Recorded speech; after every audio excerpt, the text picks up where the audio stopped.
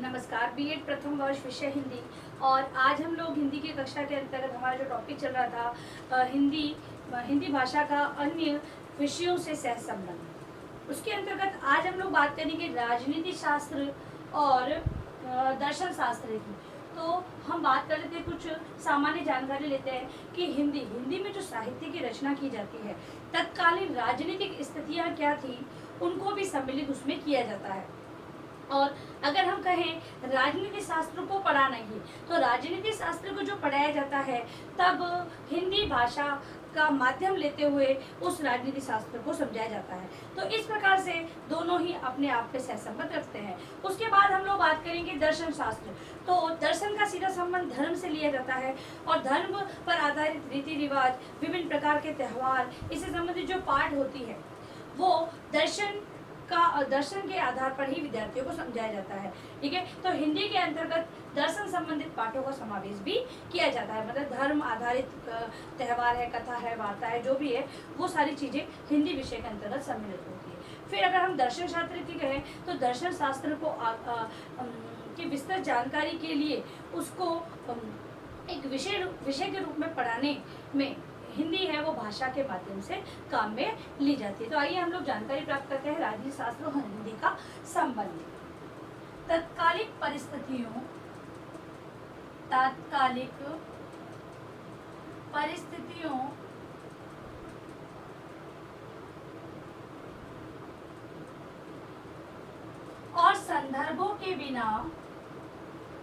और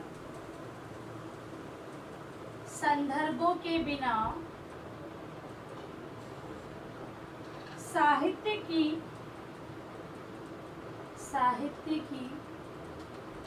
सही व्याख्या नहीं की जा सकती। साहित्य की सही व्याख्या नहीं की जा सकती नहीं की जा सकती है।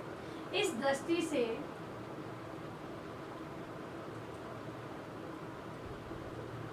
राजनीति विचारधाराओं और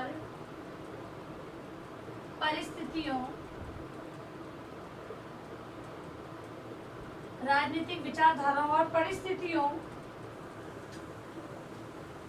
का प्रभाव साहित्य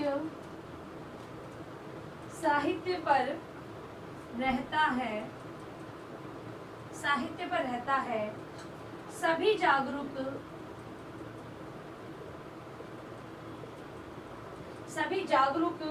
लेखकों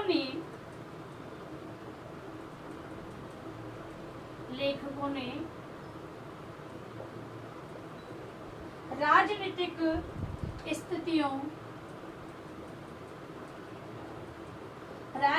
स्थितियों पर किसी न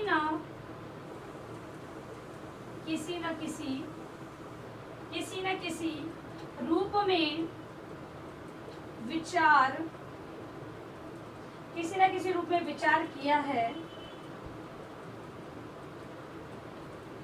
जो राजनैतिक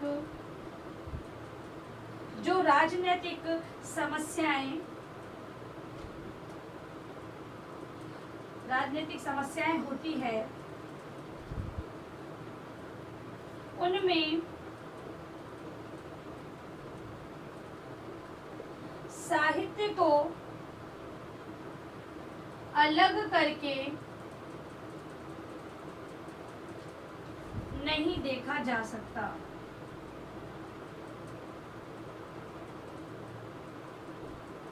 ठीक है, तो इस प्रकार से हम लोग देखते हैं कि जो तात्कालिक जो कवि है, लेखक है, जो अपनी रचना के अंतर्गत राजनीतिक स्थितियों का बखान करते हुए अपने साहित्य के अंतर्गत उन तथ्यों को सम्मिलित करते हैं। तो इस प्रकार से हम देख सकते हैं कि जो राजनीति शास्त्र है उसको हिंदी से अलग कर नहीं देखा जा सकता और ना ही हिंदी के बिना राजनीति शास्त्र को पढ़ाया जा सकता है। तो माध्यम के रूप में, यानी कि एक माध्यम के रूप में हिंदी को अपनाया जा सकता है।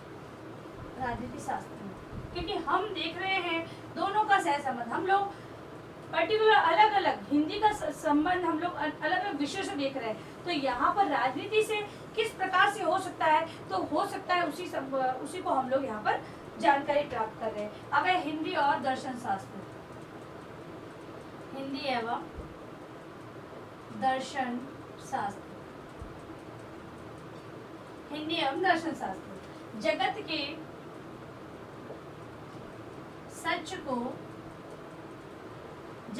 सच को समझने का प्रयास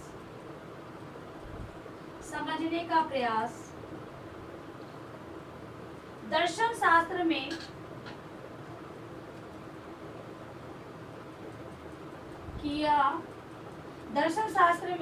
किया जाता है। दर्शन शास्त्र में किया जाता है आत्मा परमात्मा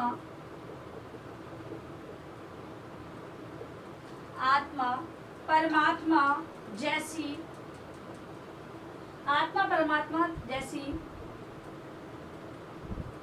उलझने भरी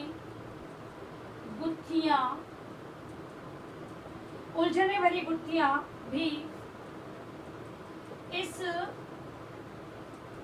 जगत के सच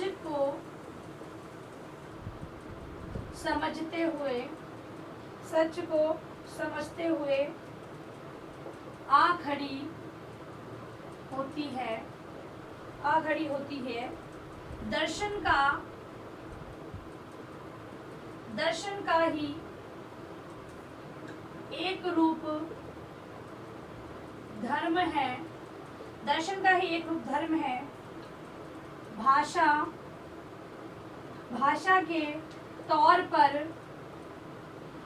के तौर पर हिंदी अपने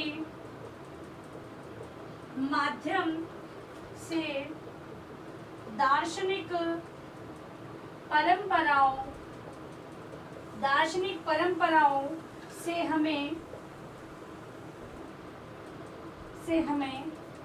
परिचित करवाती है।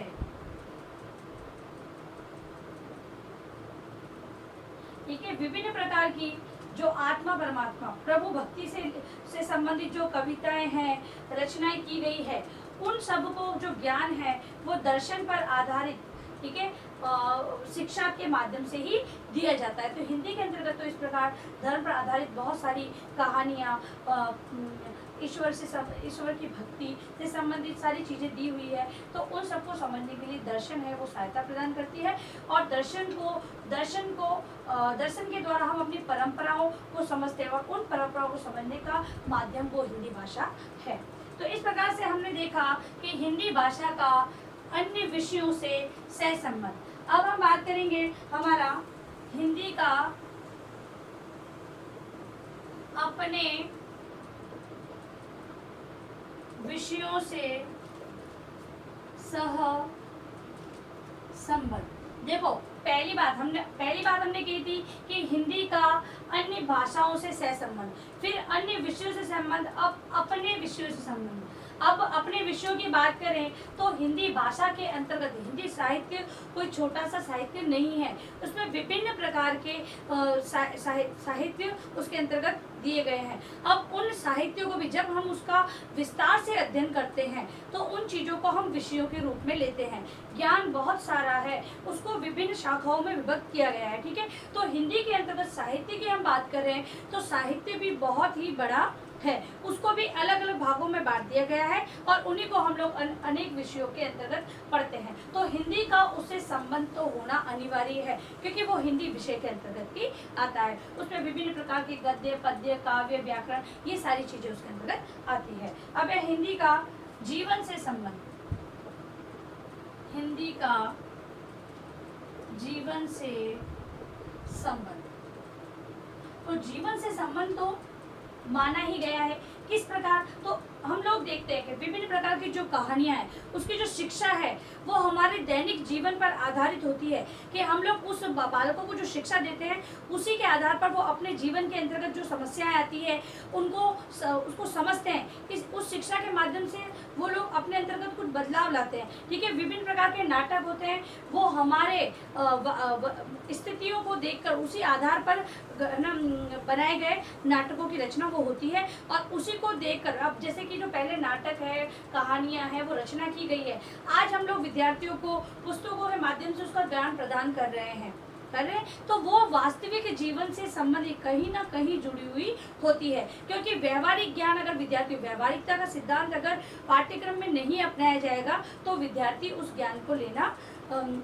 नहीं चाहेंगे। मतलब कि जब उनके व्यवहार से वो कोई जुड़ने वाली चीज है ही नहीं तो विद्यार्थी उसको क्यों समझेंगे, इस प्रकार से। ठीक है, तो ये चारों प्रकार से हम लोगों ने हिंदी भाषा को समझा है। तो अब आप अपना गृह कार्य प्रश्न लिखें।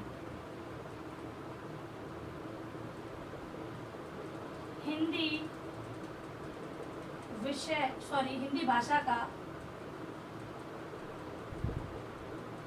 अन्य विषयों से सहसंबंध है, स्पष्ट करें। अब आपको निबंधात्मक प्रश्न के रूप में इसका उत्तर लिखना है और सभी विषयों से इसके संबंध को आपको बताना है। और अंत में इस महामारी के दौर में कम से कम ये आवश्यक कार्य होने पर घर से बाहर निकले। बाहर निकलते तो 3 बातों का विशेष ध्यान रखें। मास्क लगाएं, सोशल डिस्टेंस बनाएं, हाथों को बार बार सैनिटाइज करते रहें। धन्यवाद।